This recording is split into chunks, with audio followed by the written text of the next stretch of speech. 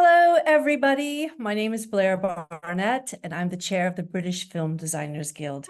The Guild was formed over 75 years ago with the aim of raising the standards and profiles of the art department and protecting the interests of its members, and those core principles still apply today. We are a fantastic community of over 600 accredited skilled technicians and designers whose talents span the various branches of the art department in film and television. Joining me tonight are the team from Catch Me a Killer. We've got Warren Gray, production designer, Sarah Hartinger, supervising art director, and Anisha Bloom, set decorator. Hi, guys. How are you doing? I'm good, and you? I'm good.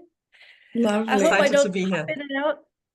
Yeah, I'm really happy that you're here. I'm on one side of the country for you guys, and you guys are on the other side of the continent, and we got somebody in another continent. So it's amazing that you're all here to join us right now. Yeah, no, it's exciting, super exciting. Yeah. Tell me a little bit about this project and how you guys got started. I hear it was a grueling schedule, and with lots of obstacles to overcome. Tell me a little bit of something about the project and how you started. Funny thing is, a line producer from the UK made contact with me because I was in prep with her just before COVID on a Canadian co-production. Her name was Colleen Marshall King. She made contact with me and told me about the TV series. I then came in, read the deck, and got to know the team before. I actually started before the directors even started. And then I started gathering a team. And at the same time, I was working with Anneke on a previous show, and then brought Anneke with. I was in contact with Anneke before she arrived to South Africa. She was in Australia and she was wanting to come back again. And I was keen on working with her because the last time I worked with her was probably about 12, 13 years ago. And I was really keen on building that relationship again. So from there, I started putting the team together. I was also chatting with Sarah and asked her if she was keen to step up into supervising position and handle the crew. So yeah, it started off slowly. Mark Tanderai was going to be the director. He then, I don't think he managed to get on board quick enough. Then Tracy became our lead director because of the co-production with the UK.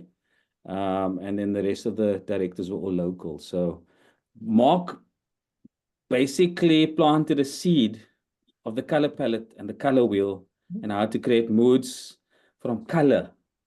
And I took it upon myself. His color wheels are famous. I know, it's crazy. It's like I found it mainly on like garden sites, and how do you make places neutral, or how do you invoke emotion and all of that. So I studied it, even though he was not on the job, and I implemented it based on our period as well. So that's more or less how things got off the ground.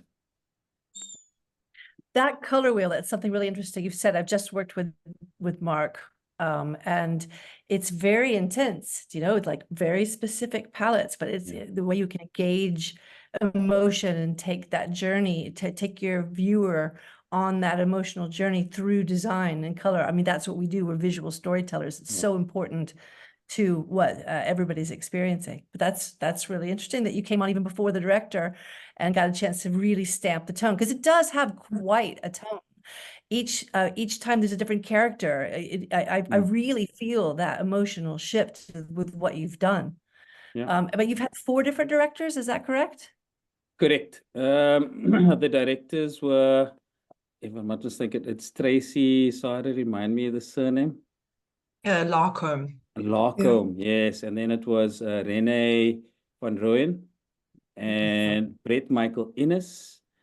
And what was the Just other those one? 3. Just Tracy. Yeah. But the thing is, the show started, Tracy needed prep, but she wanted to have enough prep to have the opening episode. So we switched gears and we started shooting episode 6.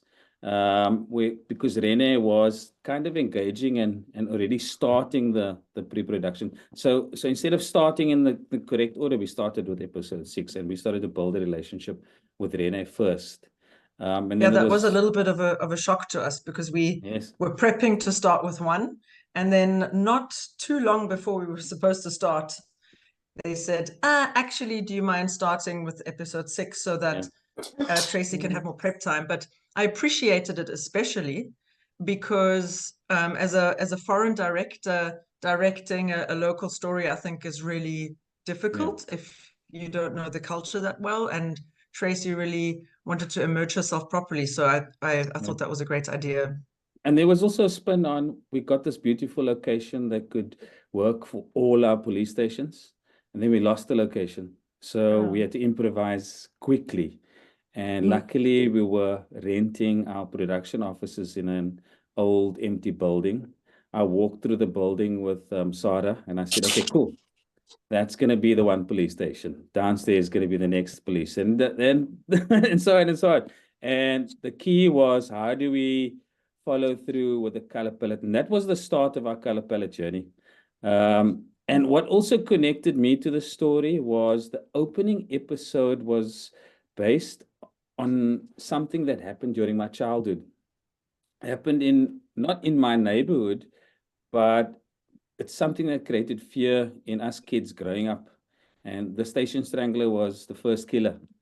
And we needed to recreate the police station, the neighborhood, and also looking at his environment and his place. And how we used the color palette was we looked at the police station as part of the color, and then we also looked at the killer. So we're always looking at the protagonist and the antagonist, and how do we use color to associate them with that specific episodes.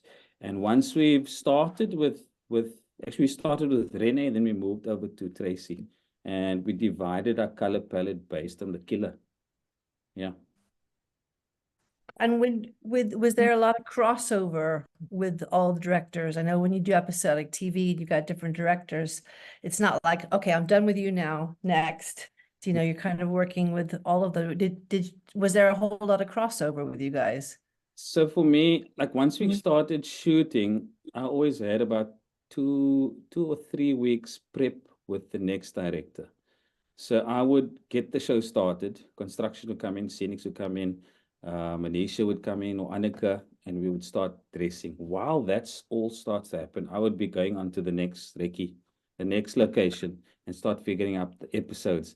So if you walked into my office, the one wall was dedicated to the one director, the other wall was dedicated to the other director, and there was a couch in the middle where they sat down and they embraced their episode. So kind of like I had to educate them first of all about the period, the location. It was a colored community. Colored is a mixed race community, and it was also a period where it was male dominated, and there were white policemen in a colored neighborhood, and how that was told was specifically through their costume, through who they were, through their action vehicles, like all these little nuances and their behavior. But that came with the director telling that part of the story. So going through each episode, I had to remind the directors of what's our grounding for the 90s within the South African police force, and how do we keep that throughout the show. And also we were dealing with a country that was just becoming, it was a new country. So we had the police move from a police force to a police department. And we had this flexibility with the actual police department in South Africa to use their logos, their brand, to actually show what the police force was like back then. Yeah, so it was very, the cross-pollination between the directors was always the police department. But what changed was the locations for the police department. So we were either in Cape Town, or we were in PE, or in Donnybrook, or we were in Durban, and the different police departments had a different color palette. And once I started and I got the color palette, Sarah would go ahead and get the entire color palette painted up in big swatches of 1 meter by 1 meter, and we would have that in our small little office. So whenever you walked inside the office, you would feel the color palette for you if you were that director, and they would swap it out for the next director so that they could start identifying where do they want to use the color. And it's always better if you have the color nice and big in your office and they can play. Yeah. Yes. Your mood board also really helped the costume department that you put together, because they also stuck to your palette. And I think it really helped Set Deck to have a direction, to have that one page for each episode. And I thought it came together really, really well to have that as a Bible for each episode. Yeah. Did you find, like, when you were for all your practical locations, because I know that like different parts look vastly different than others. So were you able to stick to locations that were in keeping with what the actual story was, or were you having to completely kind of recreate and change the way things look to make it look like a different place and different topography? So we were extremely lucky. We had Mickey as part of our how can I say, our resource. So Mickey was the actual writer. And what Mickey did was she gave me access to police files, the actual police files. And she got me access to the head of the detectives building in Pretoria, which I visited, and I opened the case file so I could actually see what the departments looked like. And it was my job to recreate that world. I took a little bit of creative license when it came to the color palette, but I tried to stick to colors that were correct from that period. Because you must understand, South Africa in the 90s was a little bit backdated because of sanctions. So we didn't move past the 70s and the 80s. And the nice thing, the period which I love, and Anisha also knows, that is like the mid-century modern period, and our furniture was kind of stuck there, which is like the best period in the planet. Yeah. No, it was heaven. I loved what you brought. I loved some of your choices that I saw, like especially in her home, all that beautiful furniture. It seemed all the wood tones as well seemed to really kind of reflect what you saw when you went outside. Let's get some of that up, actually. Let's see what we can do. Actually, I'm going to share my screen and show some of your beautiful work. Bear with me. There we go. Here, you were talking a little bit about this earlier. So if you're looking at that space, that was our production office that we converted That's into your actual office. That's where the we top had right our picture. Yeah. Yes. With a table set up. So for me, I love the space because it had so much natural light in there. The woodwork and it was a stark white place, and I wanted to bring in a little bit of color, and I brought in the green because the green comes from the sugarcane fields. That was my thinking, and it brings across the whole look and feel from Durban. And then I looked at the elements over there and divided the space, and it was like a bullpen for detectives. So it was a nice. It's a space that welcomed the bullpen, but also gave the divide between offices, which is like I created this divide between the two spaces. But when you shot in there, you felt like you were in multiple offices or a bigger space. Yeah, it was a fun. I think this is one of my favorite interior spaces.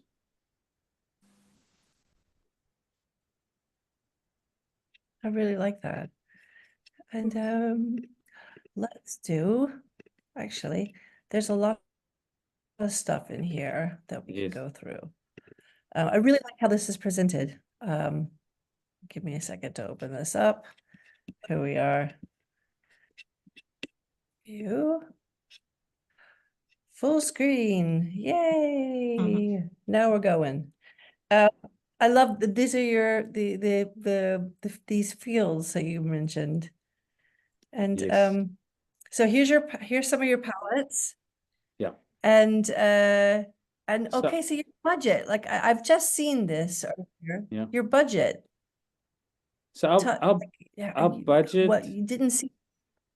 we had an overall budget from a South African side that we had to stick to. So even though it was a £750,000 budget, Sarah got locked down to what was available, which is, I think it's over there. It looks like it's 10 million rand, and we had to stick with that.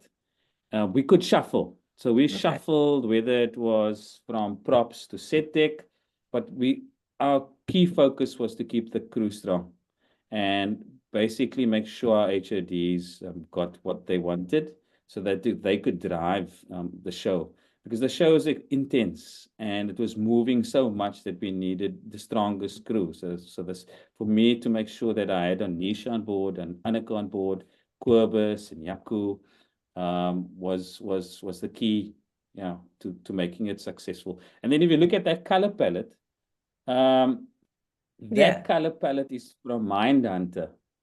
Mindhunter was basically the start of me thinking on how do we make it South African, but we keep it in a similar context to Mindhunter. So I then introduced color to the Mindhunter color palette and used the tones and the gradient from Mindhunter into our world. Yeah, that makes sense.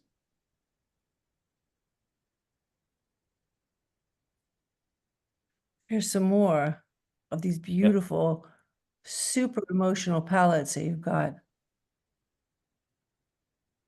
Tell me about this one on the top left.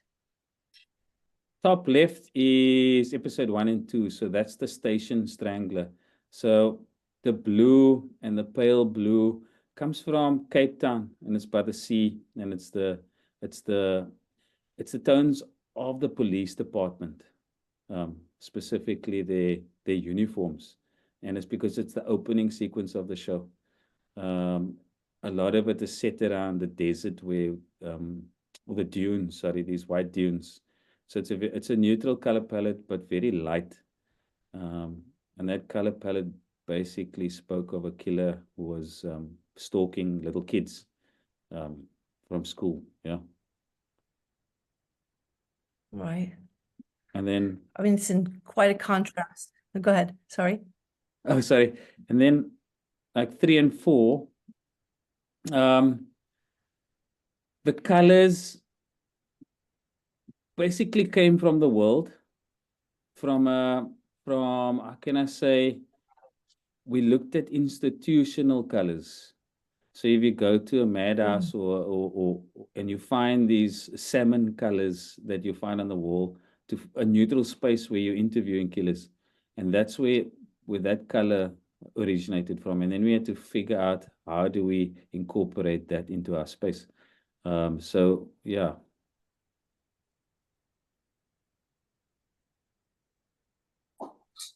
Then it gets really rich for 5 and 7. Yes.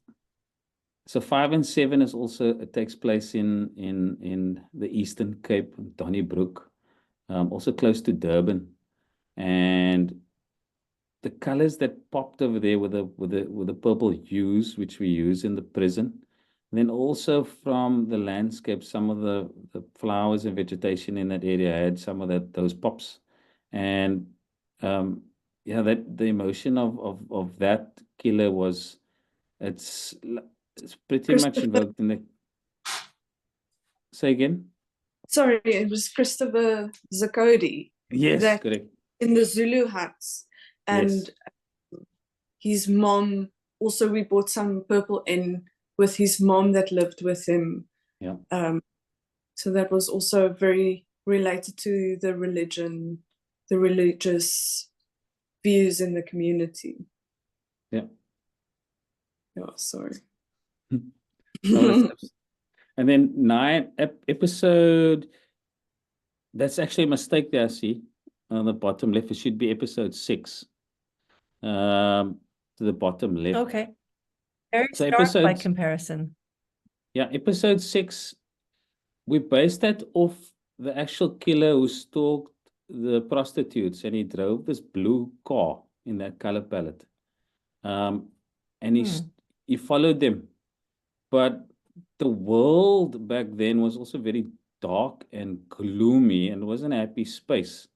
So it was one of the least vibrant in color, but it evoked that emotion through the night and prostitutes who walked the streets during that period.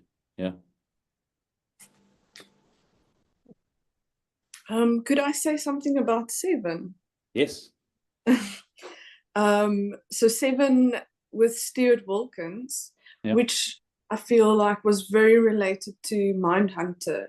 That was also like this monster killer, where Stuart was a similar killer. And the prisons that we did there at the studios and the police station, where we also brought back like the blues, the very cold tones in those sets to create that coldness of this killer that has no emotions and feelings for anyone or anything. Yeah, look, what we did was, if a prison was gray and my color palette had some type of purple or it had blue, I would look at the gradient of that purple or blue, find the gray in that range, and then paint the interior spaces. So when you're in the episode, you kind of start feeling that mood in that color throughout the space. And then how I complemented that was when I spoke to Anisha and Anneke, my rule of thumb for color or color theory is like that 70-30 split. 70% of the space is this neutral background color. It doesn't pop. And then 30% is either going to be the character that pops or the prop that pops in that specific color. I let it be a little bit flexible with the directors and with Anisha. And if there was something that Anisha found, we would introduce it and tell the director, listen here, there's a prop and it's specifically in that color, and we would work with the director and costume to help make that 30% pop. Yeah. That's I think really involved getting it. Go ahead, sorry. Sorry, no, I wanted to say with Warren's color treatment with the prisons in episode 7, for instance, the hallways were all like in this gray, and then we actually did the bedding in like this light purple for one of the prisons, where we would like swap it out and bring those color tones very subtle with the moody lighting from the lighting side. So the color would still like be very subtle, but you would feel that like purple light coming in, or that blue or pinks, which made a beautiful balance.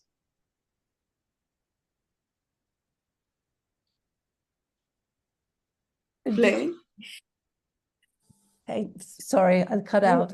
It seemed like it was I mean, it's so effective working with really specific color tones like this. Did you find that there was ever any arguments or people from other departments, costume or set deck, were there problems with matching up or just not agreeing to what was happening? Or was it completely cohesive in magic? I think once, because I started off in the beginning with the color palette and made sure that the directors had this color palette printed up against the wall, so that when the costume person was having a meeting with the director, this would already start sparking ideas with costume department. And because I introduced it very early with the decorators, when Anisha and Anneke went out to search, they had guidance on the color already. So me knowing that everybody was on board, Sarah then would look at the space with me and we would figure out, okay, cool. do we paint it? What do we do to help change the color? And it was fun. The biggest friction, the biggest pushback was from the directors who were like, what do you want to do with the show? Why are you messing with so much color? It's going to make it all confusing. And like they like for me, I had to educate them and explain to them how color can evoke emotion. But we're not going to have these poppy colors. We're going to stick to our tones from Mindhunter, but bring color in subtly that fits within the same palette. Yeah. So if you look at 8 and 9 also, it takes you to that green environment of the sugarcane fields. So we want to make sure that the audience feels like they're in this green environment, the green space all the time. Whereas in episode 10, we're in this stark kind of environment where there's gravel and dirt roads and the police again. We started off with the police in 1 and 2, and we end with the whole police department in 10. I also feel like in the last episode, it got more yellow, and with Mickey Pistorius's evolution throughout the story, she becomes more and more unbalanced and affected by her job. And I feel that sickliness of the yellow tones really helped push that storyline along.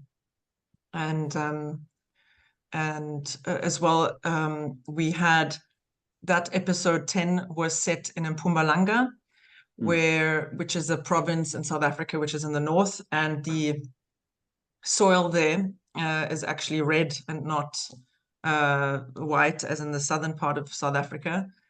And so that yellow and the slightly brownish reddish tones also came through the sand and the earth. And we ended up, because in Cape Town, we shot that episode in Cape Town, had to bring in tons and cubic tons of sand that we shoveled all over the streets in town, in neighborhoods, and had to organize big crews to shovel and sweep and blow the sand in all directions, and then the next day sweep it all up again. Oh, yeah, Oh my God.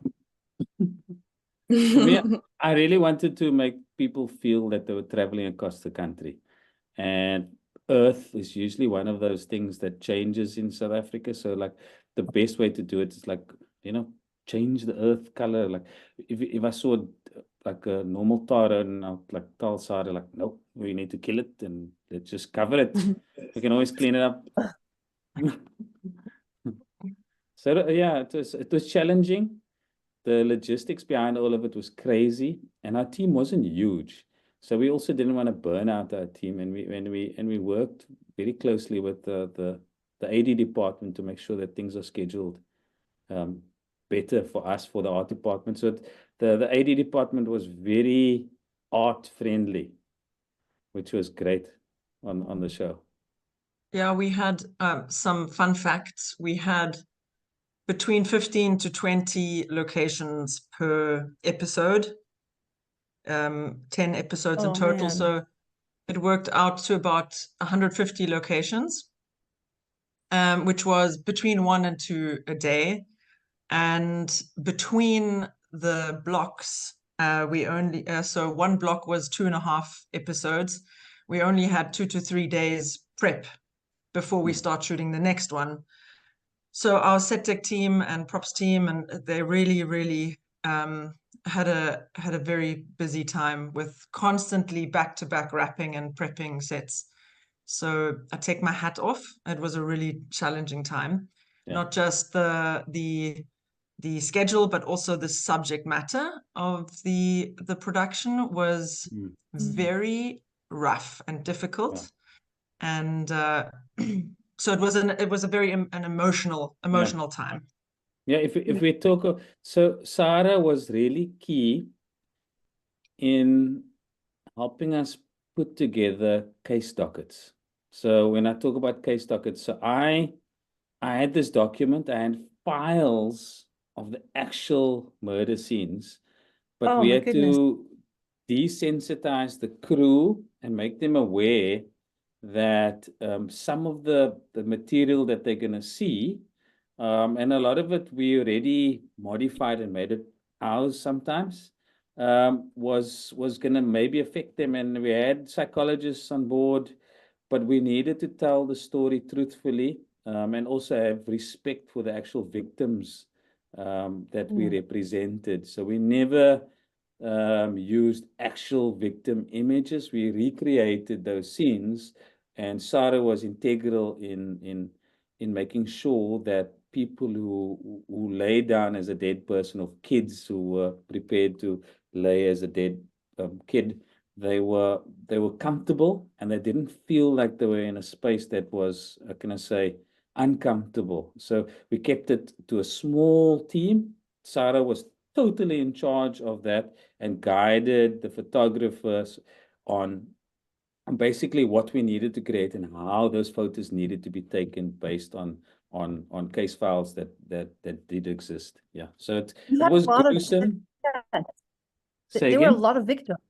Yes, no, there were A Yeah. whole lot of victims. Yeah. yes.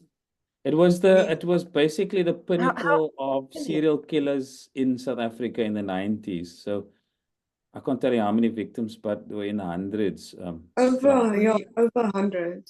No, we profiled 8 killers, Hmm. and each of them killed between 20 and 40 people. Yeah. Yeah. And so it worked out to around about 250 photographs that we needed. And the props department and SETEC almost needed their own separate department to figure these photographs out.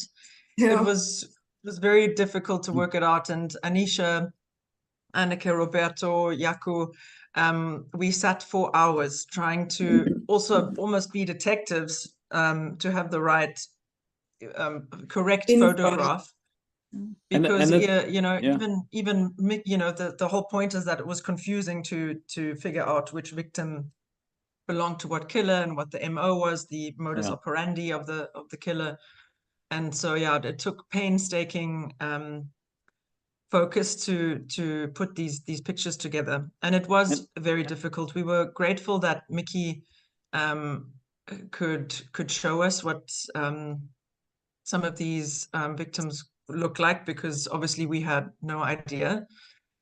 We also had a lot of assistance from Kurt Olivier, who happens to be the son of the detective that worked very closely with Mickey in Cape Town. And he was an absolute magical resource for us because he was also in the police force. And so how to write a docket, our graphics team spent hours writing dockets and putting these files together, and the continuity and all of that. So yeah, we were lucky to have a real policeman, and an actual person in the story. His son was with us, helping us create the world. And I think he would walk onto set and he would tell us, okay, cool, you wouldn't do it like that. You would place it like this. You would fill in the forms like that. You would do. So he was there every day, and he was educating the standbys. And there were certain things which was a bit archaic back then, the way they marked the victims and how they. So he would say, no, we use a plastic bag. There wasn't a labeled bag back then. And this is how we marked it with that kind of stake. Everything was a little bit disorganized, but organized in Kurt's head and how it looked back then. And we made sure that we followed through with what those things looked like. And the funniest thing is when I got to Pretoria, like a lot of the stuff that Kurt told us, it was all in the images that we found in all the case dockets. And so Kurt was like, yeah, he was amazing on guiding us. Yeah. What was also amazing to me is sometimes Kurt would come to a set and he would say, like, this looks exactly like my office looked. And it would be so amazing to get a feeling that we're starting to really live into the world and started living with everything he's taught us, that like a desk would be exactly like what he imagined and lived out, which was amazing. Yeah. And the one thing is, like, a picture that we didn't have was the Pretoria head office. But when we recreated it and he walked in and he said like, what and how did you know what this place looked like? He was in like horror. But by then we were so into that world, we kind of like figured it out. Okay, cool. This is how they laid their desks out. This is how they worked. This is how they communicated with each other. And it just came together like naturally. The research was a fun part of it. And you know, you went to Pretoria, Warren, but you weren't at the time allowed to take photographs. No. And so what we had to do on the show was get special permission to get one of our dressers to fly back to Pretoria and take photographs of the police magazines so that we had a few more extra references that weren't so easily found online. And that proved to be quite helpful. Yeah. Also, the technology, you know, the computers, that was fun, setting up the old bubble monitors and getting them to work and having the right kettle cables for the props team. Yeah. No, it was amazing. I was thinking now about how, so Mickey was very involved and she came to visit us, and she actually had a leather bag that she carried with her every single day, and it became very sentimental to her. So we had so many photos. We made replica like bags of the Euro one, which she carried with her dockets and everything, and her cigarettes, and with her every day. So it was so amazing to actually have so many photos to really make everything so authentic as that time. And also hearing feedback from them that they can't believe like that we could actually replicate so many things, and it felt so real to them, which was amazing. And we also, like, the help from them made it possible, and their involvement. Yeah. One thing that I would have loved to throw in more would have been more brands from the time. You know, in the 90s, we were children, and we had a great clearance coordinator, JJ, and he tried his best to get brands cleared, and occasionally we had a few chocolates and cool drinks that were in the background. But, you know, on a smaller budget show like this, you can't afford to pay the licenses for these big brands. And I felt like that was one thing we could have really used was a little bit more of the brands and so on in that time. But our graphics team again did a great job with creating new graphics. Yeah, and sometimes I think it's a lot to do with the story and whether or not that brand wants to attach itself to something like that. So it becomes that's right. Like we start that journey and we see, but we're always prepping with the graphics department in case we don't get it. But it's always the intention to help to try to recreate the world authentically. Yeah. Yeah. Did you guys have enough crew to stagger so that some people could be working on something and then working on, like, every time you had an episode, were you able to split the team a bit, or was it everybody all at once, all the time, across everyone? So we had like Anneke start prepping, but then Anisha was also prepping. I think you were prepping 6. That's correct. I think Anneke prepped episode 1 and 2, and she would have done 3 and 4, but then we swapped around a bit. So and I think I did 3 and 4 and 5 and 7, and she did 6 and I think 8 or so we swapped it around. So but we made sure that she did a block, and then like, I would do a block, so that there was like space between us to prep, and then I'll be on shoot, and then she'll prep and she'll be on shoot. And then also we had was it 2 or 3 swing gangs? So we had 2 swing gangs, but we had a third one that would come in to help wrap. So so we would have one prep and fill the warehouse, other one is dressing, and then there was one wrapping. And the warehouse was a bit of a story, because we only got a warehouse in the nick of time I think probably, what was it, 3 days before we started shooting. So we Yes. stored a lot of the furniture in the office, and everyone was running around the entire production and art and looking for a warehouse, which eventually we got last minute. Well, the Yes, nice and thing we got- is, yeah. Oh, say, Manisha. No, you can go. You go. The nice thing about the warehouse, the decorators could play. For every episode, Anisha could dress each location in the warehouse. So you could bring the director, walk them in. This is what the bedroom's going to look like. And the director could literally say, okay, cool. Can we change the lights? Can we do this? So we were dressing sets in the warehouse. So when we walked away, director already had it in their head of what they were going to be shooting, even though they never saw the location sometime. I was always ahead. I was choosing at least 90% of the locations, telling the location manager, that's the location, that's what we're shooting.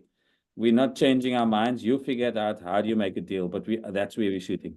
Why? Because I'm looking out for the crew. I'm making sure that there's access for camera and making sure it's close to our how can I say, from our main office.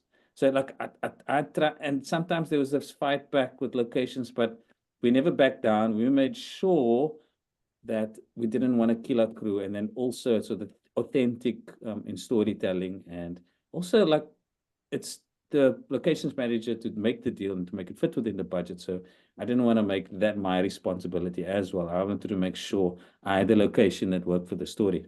Yeah. That's another funny thing. Warren mentioned earlier that we wanted to shoot the police stations right in the beginning. We had this amazing building which was deserted, and we could build various stations in there, and then we lost that location last minute and ended up shooting 5 police stations in our own production office. Yeah. But the So transformation was amazing. It was. And Yeah, you Warren never know.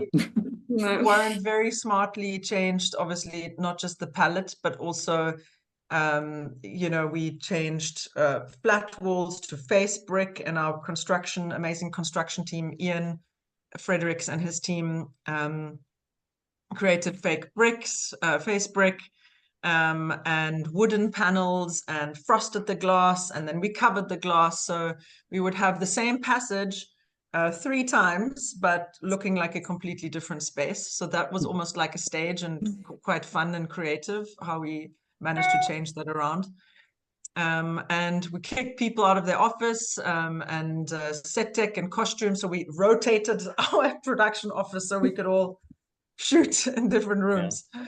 It's actually the most perfect stage because we were limited, but it worked because it was real. It was a real office, and Yes. when From the something real, exactly. And then the DOP, Dino Benedetti, who must say is probably one of my most favorite DOPs on the planet.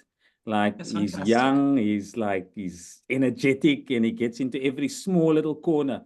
It's like there's no war between the art department and the camera department. No, Dino would walk on set and it's like, what are we shooting? How are we shooting this? Where do you want to shoot it? And I would basically have planned where's his establisher and how he's moving in. And like 9 times out of 10, Dino would take my direction of exactly where those shots needed to be placed to make sure it looks beautiful. And like for me to have that relationship with the DOP, that's what makes like that's what gives you awards, because you're basically working towards the same creative vision. And it's amazing. Like I can't understand why Dino is not like up at the top with the biggest DOPs, because even though he's a little DOP, but he's a big DOP. We've gotten a lot of feedback already about how you were displaying your colors and the sets and separating them out for the character's journey. I mean, everybody seems to really be responding to that, and I can imagine that's a DOP's dream to be able to it's a template, like everybody stick to this and it's going to look beautiful, do you know? Yeah. So it's No, really, it's amazing because he would guide us on the lighting. And lighting was like a really key part of that. And depending on the color palette, he would say, okay, cool, let's go with the warm lights. Okay, if I need to show that wall, maybe we bring a light closer to the wall, or maybe we stick to the fluorescent. So he was integral in educating us what the perfect lighting would be for that space. And it's like, it's if I could do every job with a DOP like Dino, yes, that would be so freaking amazing. You need to work with Dino, Blair. yeah, come on, Dino, here's a job. Let's look at some of your sets. Let's look at some of these. I'm going to share again. Here we go. Right, is this the top one? Let's go up to this very top one. This Yep. one. Tell us a little bit about this. Wait, let me make it look official. Oh, it is official. All right. I'm obviously not a technological person. Here we go. We can see it.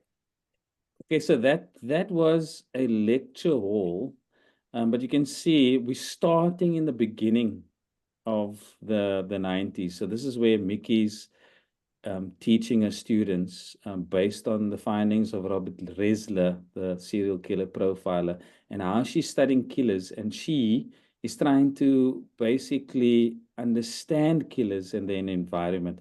And what we did over here, we wanted to tell a bit of a period story. So we used the overhead projector, and not the video projector.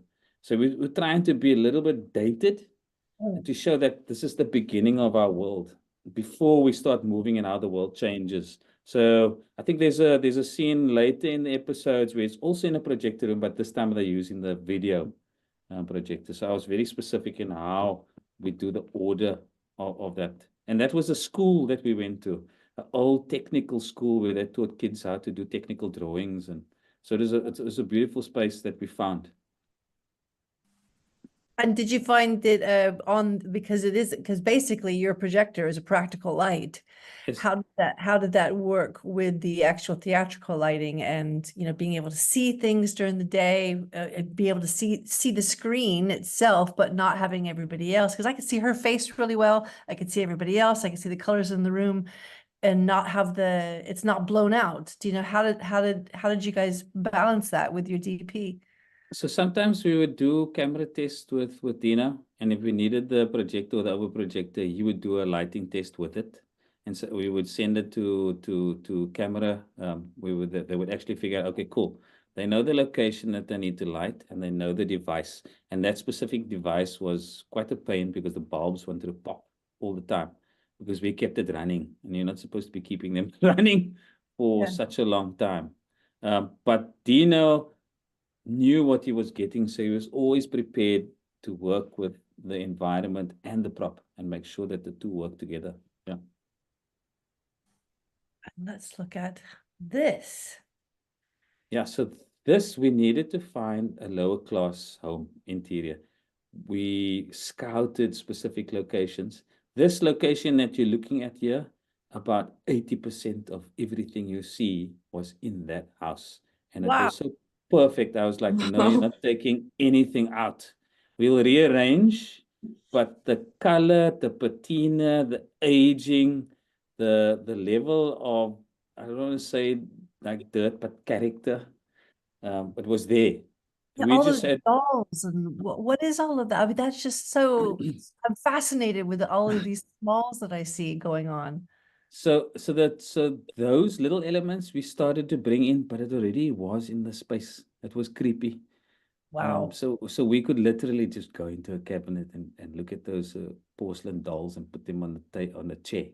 It's like, you know, when you walk into a space and you're like, wow, it's perfect. And like, how do we use a little bits of what we see and to make it like this so amazing? Yeah. We were super lucky here. Super, super lucky. The only thing I think we changed on this location was paint the exterior and made it a little bit more grim. And that entire kitchen over there, I had to rip out the one corner to make sure that the light could come from the window. I know I saw it, Anneke changed some of the wall art, and Yeah. I think the coffee table was ours as well, with yeah. some props. But it was like when Anneke also saw it was, why do we need to change anything? Like, I think this was the first set, if I'm not mistaken. I think yes, it's the yeah, first one. Mm. which is Way great to for our start. department. Yeah, yeah, exactly. Because the thing is also we rode around in the neighborhoods. Rene was very specific on what neighborhood she wants to shoot because she was very connected to this world. And she wanted to, so when I think it was probably the second location we actually wreck it. Like, okay, cool, that's the one. And then Rene would say, no, don't change anything. We like it just like that. We're going to shoot it. Yeah. And then this, so you couldn't have I mean, I've done this before. It's like, okay, we're going to shoot an airport. We're not going to give you an airport. We're going to use this here. So I have a vivid memory of what that actual, what's it, the Cape Town airport looked like. And because my mother used to send me to my aunt when I was a kid, during the holidays, she worked and she sent me. And those signs, specifically on the left, there was exactly how I pictured it. And there was this door. I remember we had to go up the staircase.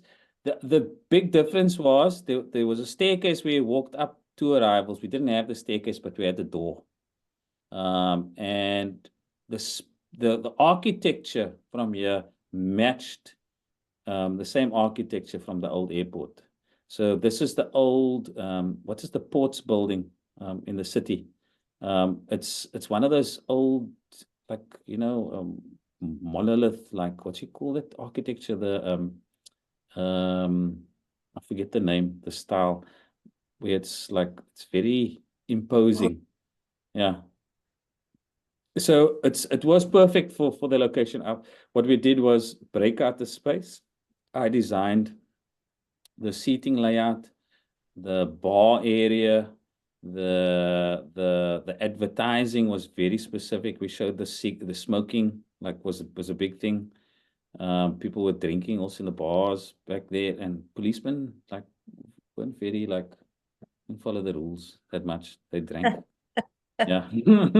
So yeah, that the space was just amazing and beautiful, and it spoke of an airport. I've shot it before for a train station, so I always love coming to this space. Yeah, I love the chairs. I love Yes. this. And you got enough of them. That's always my thing, is when you want those kind of chairs, it's like, oh, here's 20, but we need 60. They look great. Yeah, the specific, if you look at there's those brown headrests. Yeah. We made those, and it's actual aluminium one, just so that we could bring in that color palette again of the brown. So there were little details that we added to make it feel a little bit more of our world. Yeah, small little details. Super effective, guys.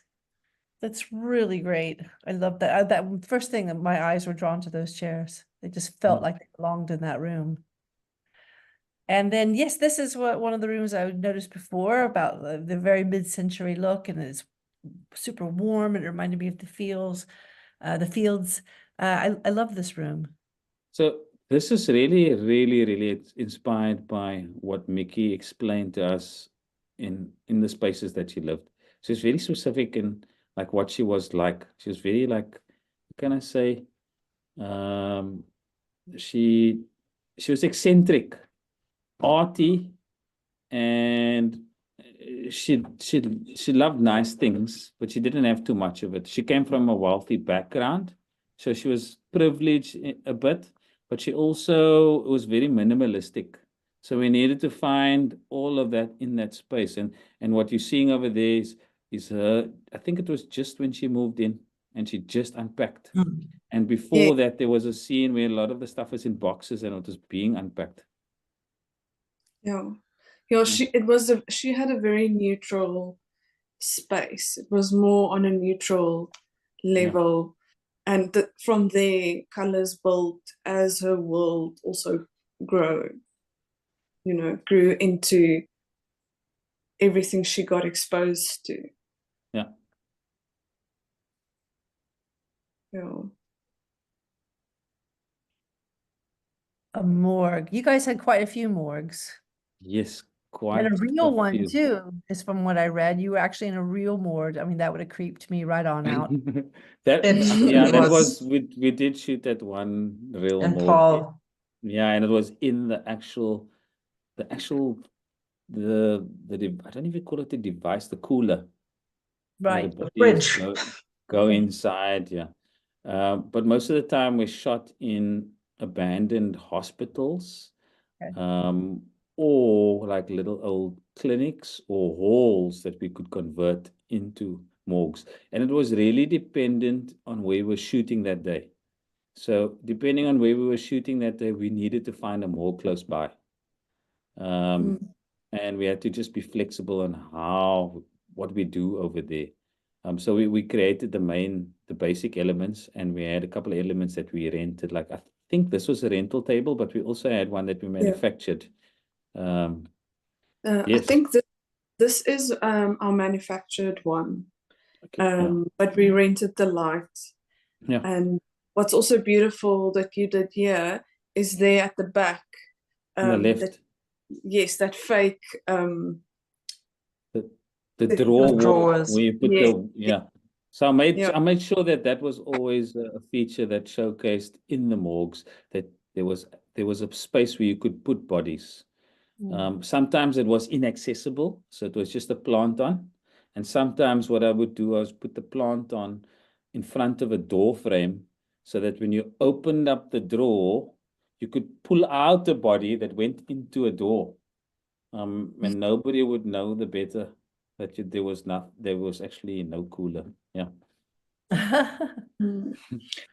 What's also incredible, so this location is an old abandoned hospital that film crew goes and shoots a lot, and it's very central for us as well, where we recreate hospital setups, and there's offices as well. So this is always like a great location in South Africa that we get to use. Yeah. I don't know if for long, because I think it's like 95% stripped now, because they're going to be turning it into apartments. But the nice thing about this is they had the perfect floors. You even know in hospitals you always have that skirting that's part of the floor, and it's like this and I'm very anal about recreating that on stage always. It's like, no, if you look in the corner, it has that bend. Why? That's how they keep it clean. Yeah. Yeah. So we were blessed with this location, and we shot like every little bit of it and brought that color palette in. Yeah. I think outside this morgue set, we actually did a police station set, just next to it. So that's literally the world we lived in, is like having these contrast sets literally next door to each other, to make time management the best from one set to the next. Yes. It was an evidence room. Yes, it was an evidence room. Yeah. Yeah, no, yeah, literally So that wall on the left there was the divide between two locations. You would Yes, walk into another that door. location, yes.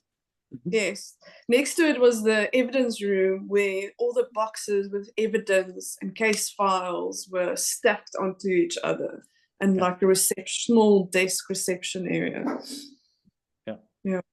I take my hat off to the directors also, trying to, like, okay, cool, we can't shoot in order. We have to literally shoot in what Warren gives us, and get the cast in and come and like, shoot it.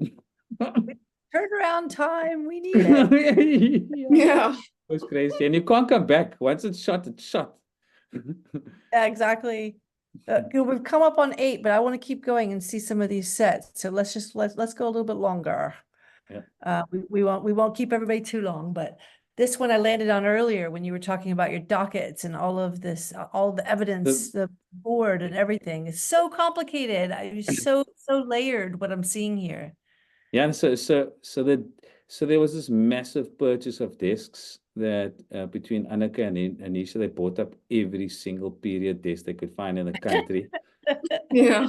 And then we basically changed the color of them, and then we had the evidence board, which also reflected the location space. And yeah, and then we kept the tones, and then the lighting was crucial with the fluorescent lighting. Sometimes we would like this location, the lighting worked perfectly, and we didn't have to bring anything in. Sometimes we had to bring our lighting in. So over here, what was the colors? Was salmon and gold. Yeah, and the gold was the police gold. Yeah. Because when Kirk walked in there and he saw the tint of the glass and it was gold, he says, "Wow, this is exactly like the head of the police in Brixton. This is exactly the color of their tint." And I said, "Yeah, I know, but it's like I just guessed, and it was a good guess." Yeah. This was also our production office. Yes, this is a walkthrough. So if you look straight ahead, that's where the producers sat, and then the behind us was our art department, where my office was. Yeah, we had like meetings here. Yeah. Read We throughs. had the first read through in this room where we told the entire crew like what With the Mickey. show was going to be at. Yeah, and Mickey was there as well. Yes, Yeah. yes. Covered up by a sea of evidence boxes. Stand by here, I gotta talk to you. Yeah. And then this, I recognize this room. Yeah, so this is the Durban murder and robbery. This is the actual the submission for. It was my favorite set. It had all these beautiful elements. I just needed to make it feel like a police department and create the bullpen. So yeah, this was also towards the end of the show where Roberto, our assistant art director, came in and decorated the last couple of episodes. So like kudos to Roberto because like Anneke moved on. Anisha was like I don't want to put words in your mouth, Anisha, but it was intense. There was no rest. So, and I didn't want to burn anybody out, and I also couldn't compromise the show. And Roberto was the assistant art director, stepped up and he said, "Yes, I will help Anisha, and I can do this, and I can help deliver the rest of the show." Yeah, no, I was completely burnt out managing Cedric and Prof all together. Yeah, and I think it was also like it's a very emotional and physical project. So I think it like really takes everything from you, managing dockets and photos and props, and then recreating all these setups. Yeah, after 4 episodes, I think I was ready to my peak. But mentioning earlier that it really did make a difference to then split props and set deck up after all, because figuring these photographs out took so much time and all the evidence that it helped to split the two departments up. And just to give the audience who's listening to the show, we decided, Anneke suggested that let's do it the British way, where set deck and props is one department. And I said, yes, let's do it. And like, I believe we can do it.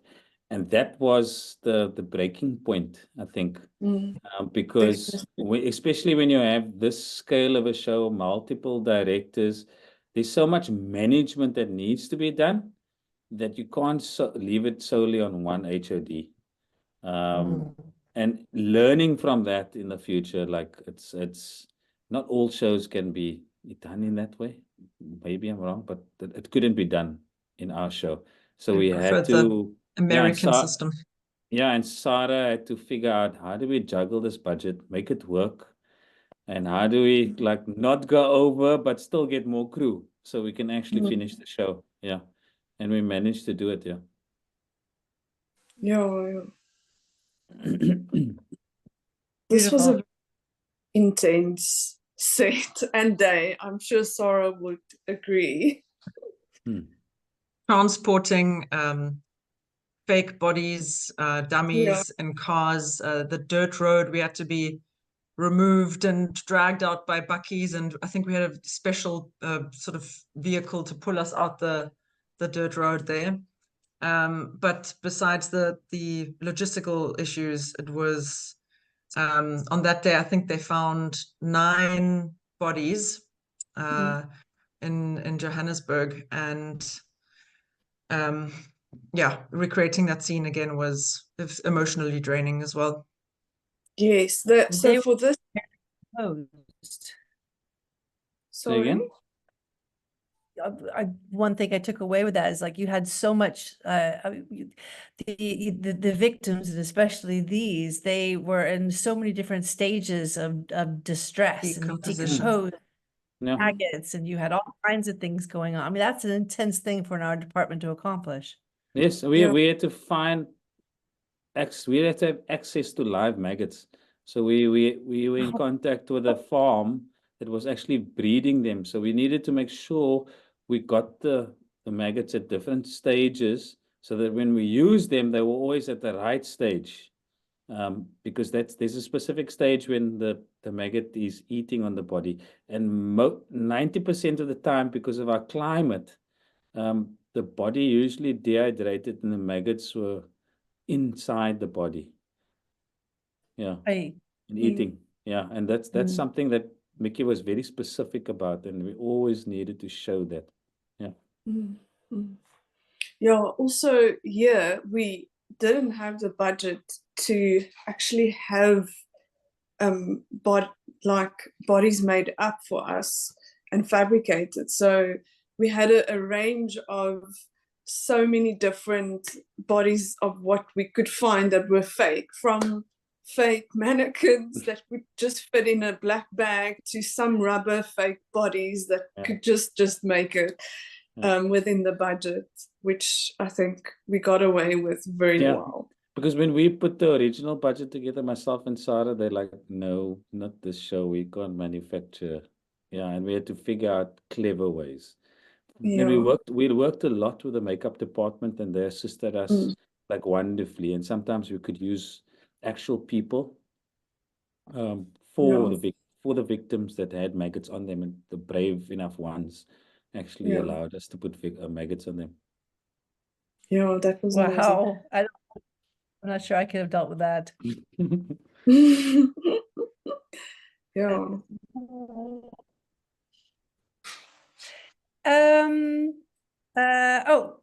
I just saw a message from you, Sarah. You wanted to see the swung office sets and killer boards. I'm not sure if I have that up. I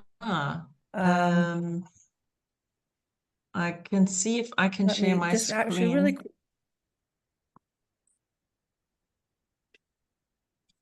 Do you see it here in this? Can you still see my screen? No, you've stopped sharing your screen. Oh, sorry. Okay. Yeah, maybe see if you can share yours, and if you got it. I didn't see your message until now. Oh, no worries. And then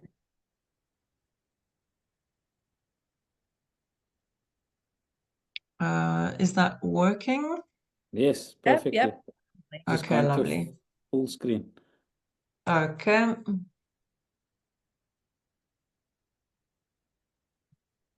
Oh gosh. And there we go. Move that out the way. Well, at least we're seeing it.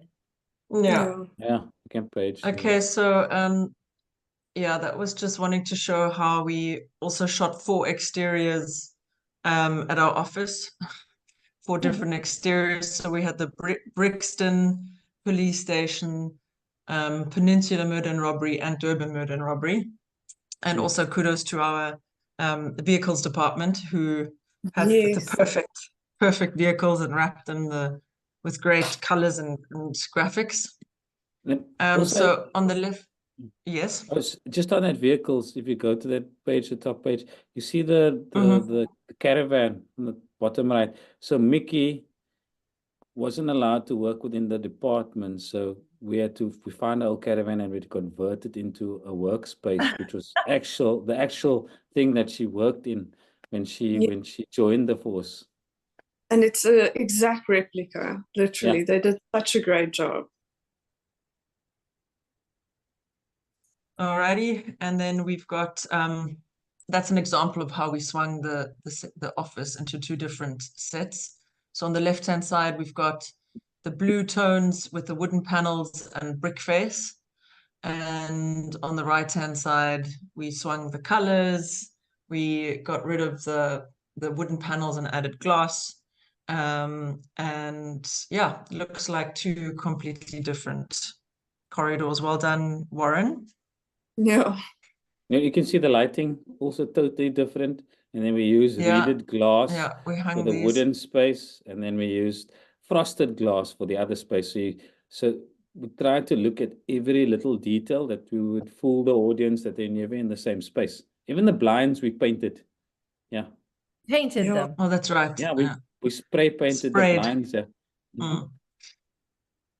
I remember at this stage, I would arrive at the office and it would just suddenly be have bricks there, brick walls. And like, that's literally how it was. And then next week you would arrive at the office in the morning and then it would just be panels.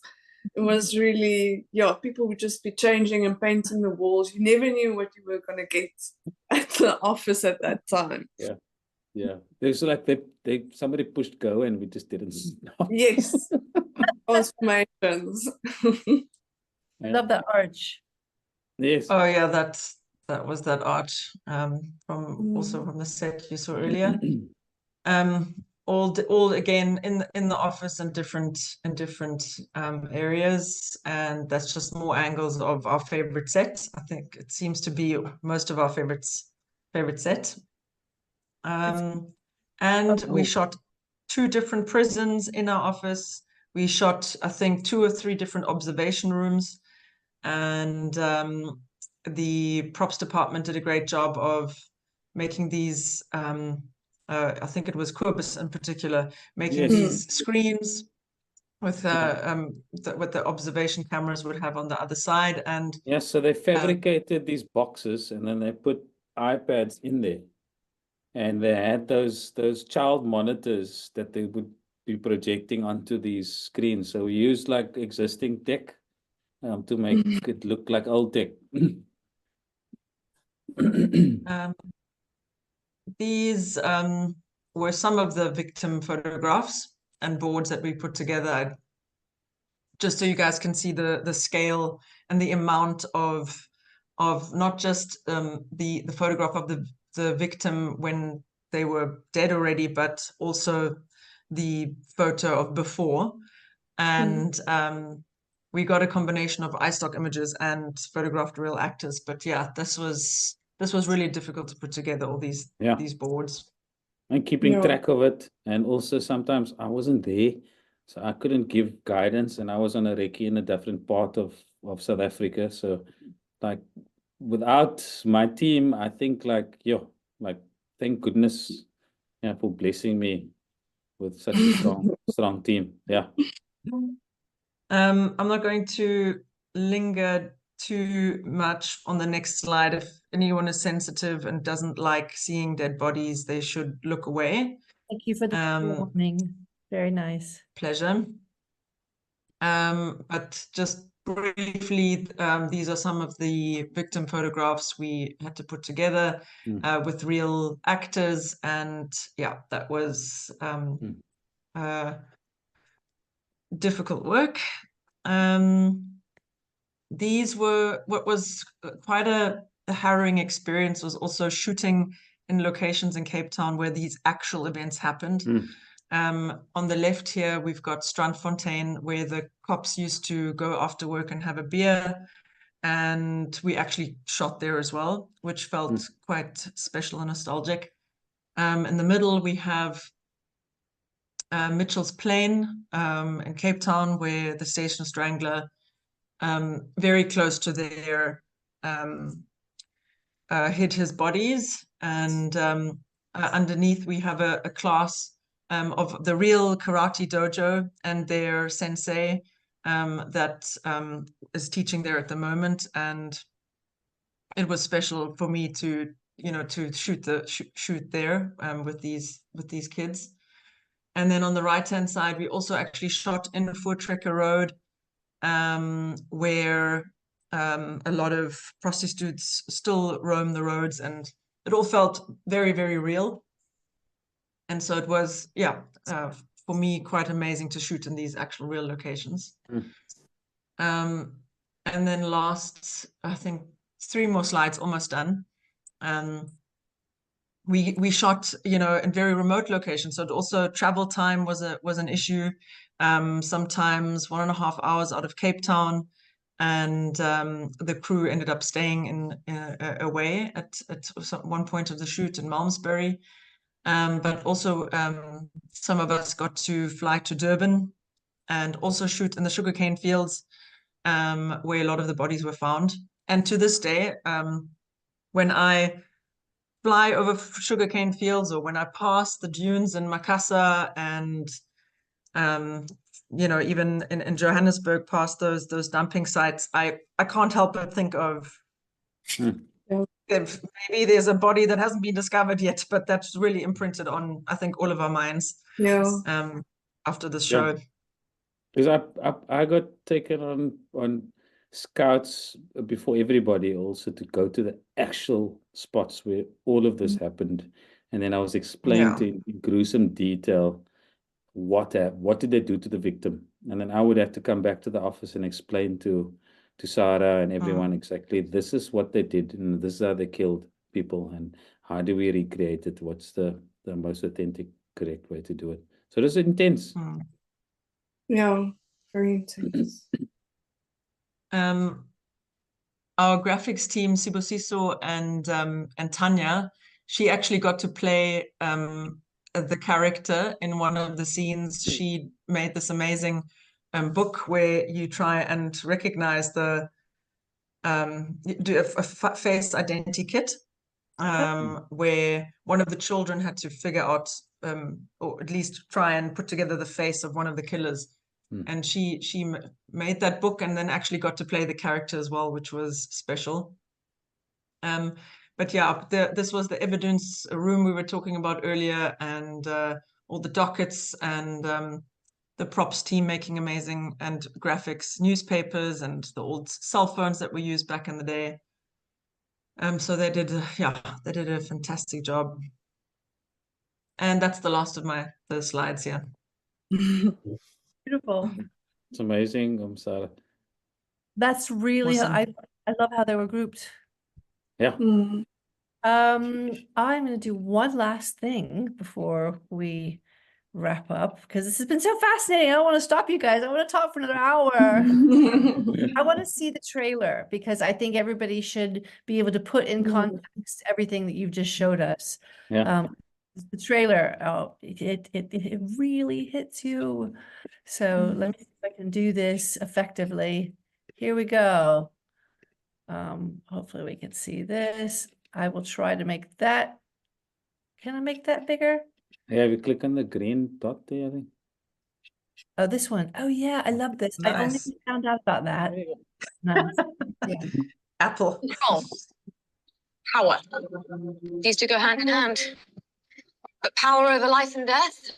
Now that's the ultimate control. Please, look. I need someone like you. For what? And police don't use psychologists. I need a forensic profiler. We don't have profilers in this country. You'll be the first. It'll be chaos. We have 21 dead bodies, 2 missing boys. It's already chaos.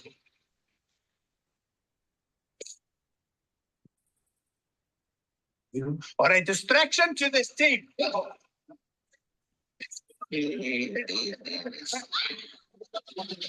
I should hate the men who do these terrible things. But I can't. What does it say about me? It's dark where you're going, lady. Where? Into the abyss. Get goosebumps. Absolutely. So Okay. When he says that, when it's dark where you're going, lady, I'm just like, into this. He was right. It's Where are very we dark. going? Oh, That was, can you hear me now? There we go. That Yeah. was fantastic. I loved everything that you guys had to say and share. You're just such a cohesive team, the way that you guys work together as like the Borg, you know, you've got like one mind and you put everything together so brilliantly for the other departments. It really shows, even in that trailer, you can see how you move from one thing to another. And it's epic. And I can't wait to watch the whole thing. Do you have any parting words for our audience out here? oh, I don't know, like enjoy that's to all the filmmakers out there and all the art department. You must enjoy what you're doing. Have fun, and don't stress. And yeah, you know, just like take things as it comes. I'm always like you know, find your inner peace, and that's when you can deliver your best. And also like respect everyone, and respect people for their knowledge, and you can learn from everyone, no matter who's in your department. Everybody can teach you something. I think what's great, I think if like-minded people that are passionate about period films work together, it's really a team, and we all get excited with every step that we take. And I feel like that's, you know, we all will bring something to the table, or we found this thing in 1994, like authentic piece, or getting excited together, really, like that makes the team. And I think that's what we experience as a team as well. And we try to support each other by also trying to be excited during the process of building this whole new world that used to exist, which is beautiful. Yeah. What there's a saying that they say in, I don't know if they say it in the rest of the world, but we get paid to play, and you must enjoy playing. Yeah. Mm-hmm. Well, it shows you guys did a brilliant job. Thank you so much. I love learning all about Catch Me a Killer. Warren, Sarah, and Anisha, thank you so much for joining us tonight. I've learned so much, and I know that everybody else will be really dying to watch your production. Blair, thank you so much for hosting this. And especially thank you to the British Film Designers Guild for giving us this opportunity, for giving us the award, and providing this amazing platform for us artistic folk to flourish. Thank you so much. Yeah, thank you so much. It's Well, an honor. Sorry. Sorry, no, it's an honor Talking over you. To share this with you, Blair, which is also like really incredible to share with other production designers and be able to, all go through this together and share our stories. We are all in it together. That's the thing, is that we are all in it together and sharing with each other, and like people learning from what you're doing. That's the only way we can all progress. So thank you so very much for giving us this gift that you guys have made. And if there's more information about the British Film Designers Guild, including membership, can be found at britishfilmdesigners.com. So everybody come and join us. Thank you and good night. Good night. Thank you. Bye. Bye.